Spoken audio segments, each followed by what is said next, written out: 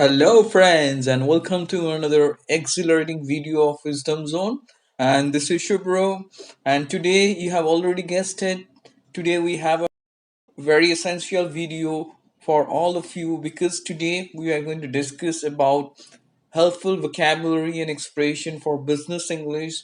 So, I'm quite sure people who are working in corporate sector, this is going to be quite crucial for all of you. So please watch this video, and if you haven't subscribed to Wisdom Zone yet, please do not forget and subscribe to Wisdom Zone and hit the bell icon and continue watching this video till the end so that you can get all the helpful vocabulary and expression for business English. So without further ado, let's get started. So I hope you see on your screen. Today we are going to discuss helpful vocabulary and expression for business English, and this is the first part. And please continue watching this series on business English expressions and vocabulary, which is going to help you immensely to improve your corporate communication, especially people who are in corporate sector working. Okay, and it's going to be essential for you, right? So before we move forward, let me quickly give you a brief idea about business English. You must be wondering what exactly it is, how different it is from normal English. So let me tell you, business English is the type of English that is used in business context, okay, such as in your office, in international trade, finance, and banking, and other office surroundings. So that kind of English is called business English because we use some better terms, or you can say that we use some formal terms and expression while speaking and while discussing in corporate sector. So today we are going to go ahead and dive into such important business English expressions and vocabulary. So without further ado, let's get started. So as you see today, the first important expression we have is lay off. As you see on your screen is lay off. Lay off is a phrasal verb. As you see on your screen, lay off, I'm also typing the meaning. It's a phrasal verb and it means to be discharged from work because there is no work. Okay, so we can use this term in corporate sector because it's quite essential. Instead of saying someone is terminated or someone is fired, we can use the term lay off because it has a specific meaning. That means someone is discharged from work because there is no work, perhaps no project. In that context, you can use. Okay, so it's a better way of expressing in corporate sector or in I would say that formal context, right? So instead of saying someone is terminated or someone is sacked, you can use the term lay off, that he laid off. Okay, so let me show you how to use it. As you see the example, during the lockdown, several employees were laid off. That means there was no work, perhaps. Okay, that's why they were released. Okay, they are discharged from their jobs. Okay, so that's the way you can use this word layoff, and it is used in corporate sector. Instead of other terms, as I mentioned, instead of saying fired or sacked, you can use the term layoff, this phrasal verb you can use, right? So up next we are going to see the second vocabulary for today, that is hierarchy. Okay, let me pronounce it once again. It's hierarchy. Hierarchy is a system in which the people within a company or organization are organized into levels according to their authority. Okay, as you see, the meaning is there also on your screen. It's just a system in which the people within a company or organization are organized into different levels according to their authority, according to their position. Okay, someone is manager, someone is senior manager, right? Someone is executive, someone is junior executive. So this ranking is called the hierarchy, right?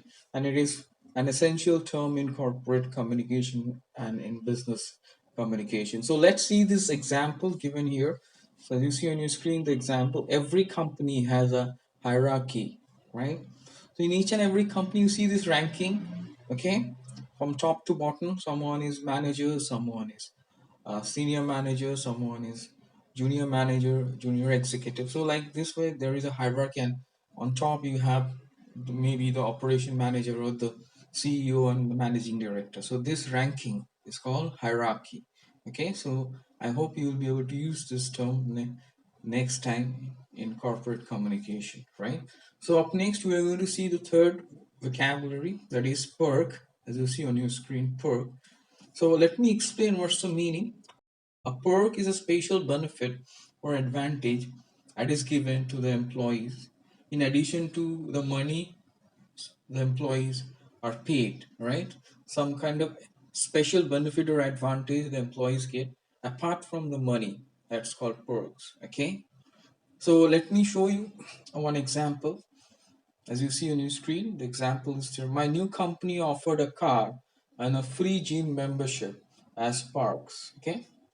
So apart from salary, I got this, a car and a free gym membership. Okay, that is called perks, right? So perk means something which you get, an employee gets apart from salary, apart from the money that he's entitled to, some other benefits or advantages, right?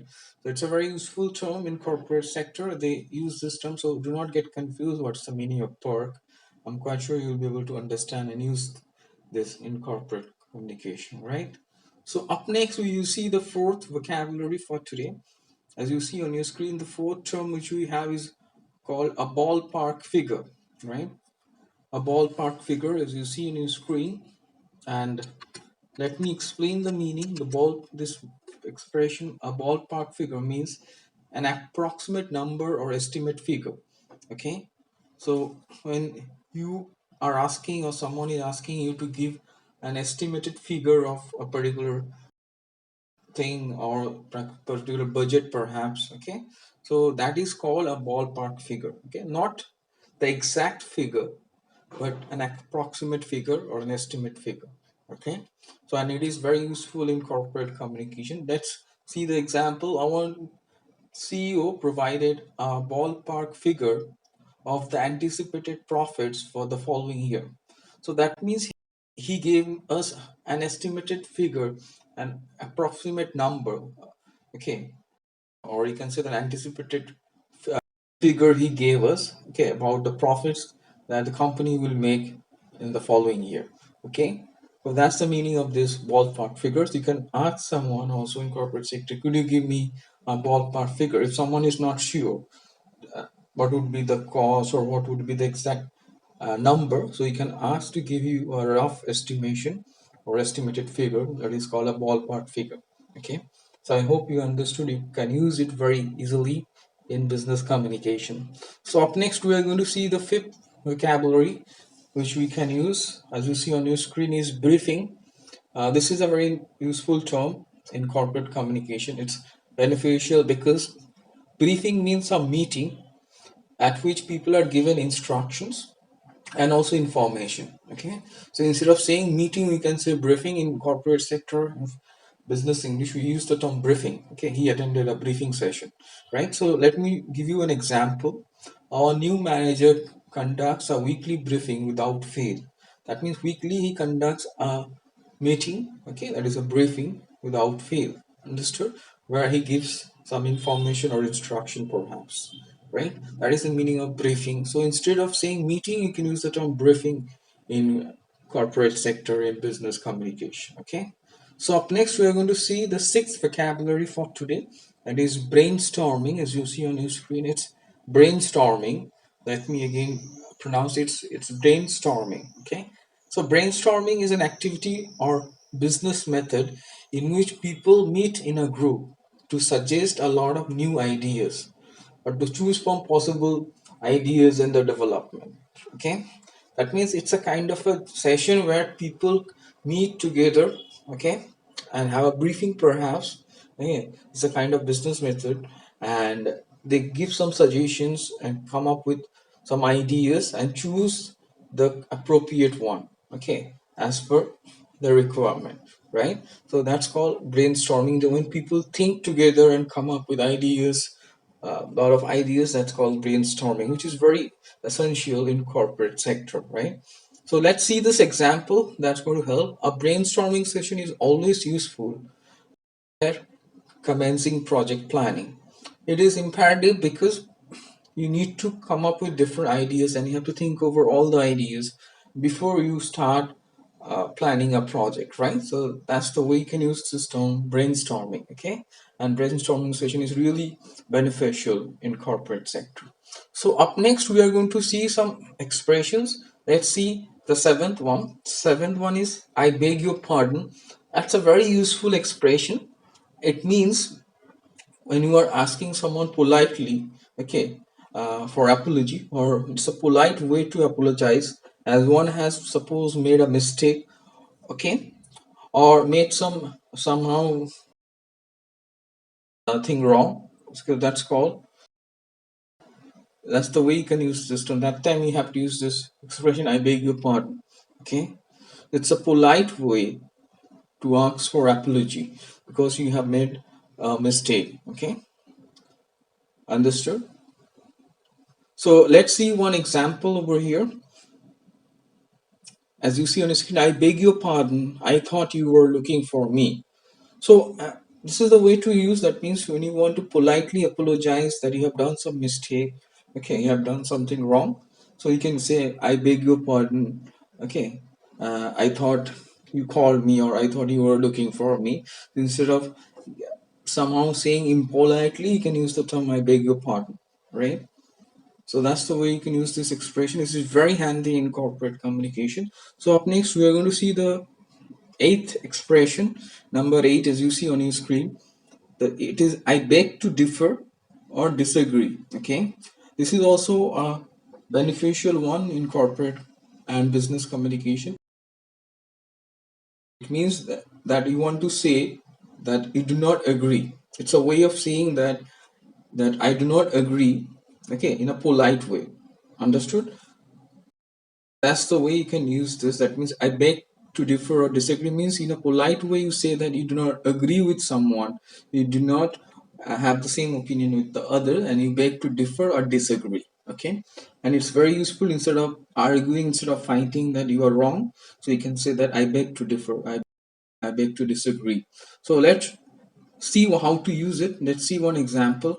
I am sorry, sir, but I beg to differ or disagree with your expansion strategies, said the new executive. So, like this way, you can use that when you are trying to say that you're not able to agree with someone. So, you can say that I'm sorry that, but I like to differ, I beg to differ, or I can say that I beg to disagree with you because I have a different opinion. So instead of saying that you are wrong, politely you can say that I'm sorry, I beg to differ or disagree with you. That's the way you can use this in corporate communication, which is very useful, and that's going to you are professional. Okay, you are not arguing, but you know how to communicate in a formal way, right? Up next, we are going to see the ninth expression. So, ninth expression is on your screen. That is talk someone into something. Okay, so let me again read it out. Talk someone into something. It means to convince or persuade someone to do something by reasoning or by talking, right? So you're trying to convince someone or persuade someone to do something by reasoning, by convincing and talking. Well, that's called to talk someone into something. It's a very useful one. Let me show you how to use this. As you see on your screen, the example is given. The astute insurance agent talked me into buying the health insurance policy. That means he convinced me to buy the health insurance policy, right? By giving proper reasons, perhaps by explaining, by reasoning, he convinced me to take the health policy, right? So like this way, you can use talk someone into something, right? This is very useful. So up next, we will see the 10th expression and the last one for today. It's just the opposite of the previous one. It is talk someone out of something. That means to convince or persuade someone not to do something. Okay, that means just the opposite. You are convincing someone or you're persuading someone that the person should not do something by reasoning, by explaining, right? So let's see the example. Sam was desperate to quit his job, but I talked him out of it. That means by reasoning, I convinced him not to leave. Okay, I talked him out means I convinced him not to do it, not to take that action. Just the opposite of the previous one, which is talk someone into something, and the opposite is talk someone out of something. So both are very useful. So try to use them in your communication, especially in your office, in corporate setup. So I hope you found this vocabulary and expression immensely beneficial, and I'm quite sure they are imperative for your day-to-day communication in corporate sector, in your business field. So do not forget and use them. Okay, and comment below, make sentences. I'm definitely going to reply. And this is, again, let me remind you, the first part of lessons I'm going to come, right, on helpful vocabulary and expression for business English. This is just the first part of the series. So continue watching this series. And let me again remind you, if you haven't subscribed to Wisdom Zone, do not forget to subscribe and hit the bell icon and continue watching series and all the other videos. Okay, and stay tuned for further informative videos also.